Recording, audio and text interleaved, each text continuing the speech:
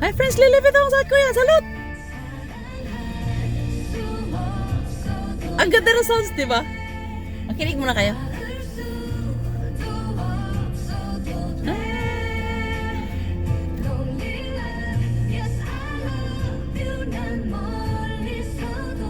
Yun lang.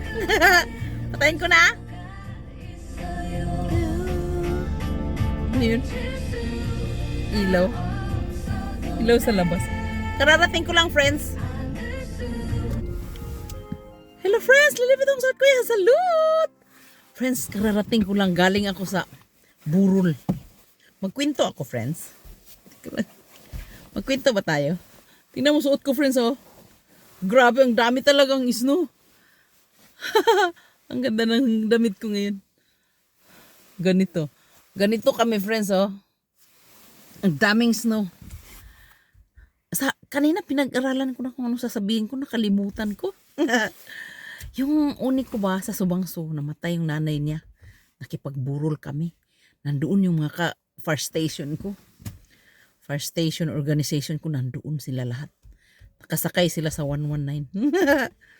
Yung private car namin na 119. Sila lang sumasakay nun doon. No? Ako hindi ako sumasakay nun. Kasi galing ako sa work eh. Nagdadrive ako. Hindi pa ako umakyat. Ang dami kong busog.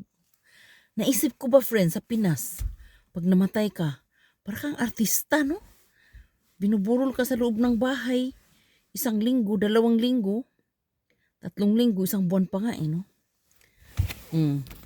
Nandito na ako sa bahay, di pa ako pumasok. Dito pa ako sa car.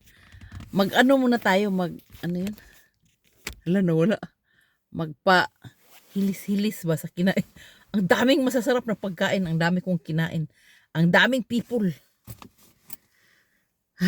Sabi ko sa asawa ko, kumain na kayo ha, kasi huwag niyo akong hintayin sa anak ko. 2 lang sila, no? Ay, 3 lang sila. Kasi nagsundalo na yung anak kong panganay, yung isa naman nag-dorm.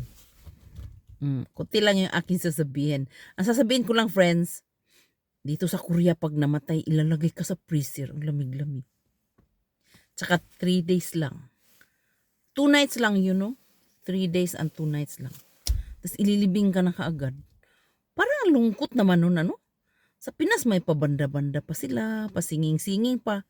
Dito wala na, dito. Ilalagay ka sa freezer, ang lamig-lamig, tapos ikikremate ka pa. Diyos ko, pag ako nadido, ayaw ko magpa-cremate, friends. Sabi ko sa anak ko, huwag niyo akong i-cremate. Pag i-cremate niyo ako, nako, babalik ako, sasakalin ko kaya. Sabi ng asawa ko, tawa ng tawa asawa ko. Paano mo malaman eh? Hindi mo na alam yun. Binilin ko na sa anak ko.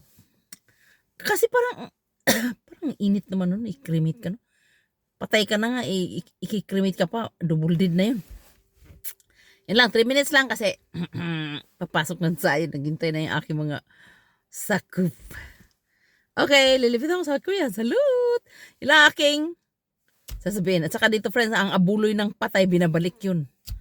Walang labis, walang kulang, binabalik. Walang tulong-tulong sa kanila. Di uso sa kanila ang tulong. Next time na ako magkwento kasi wala nang memory yung phone ko eh. Bye-bye!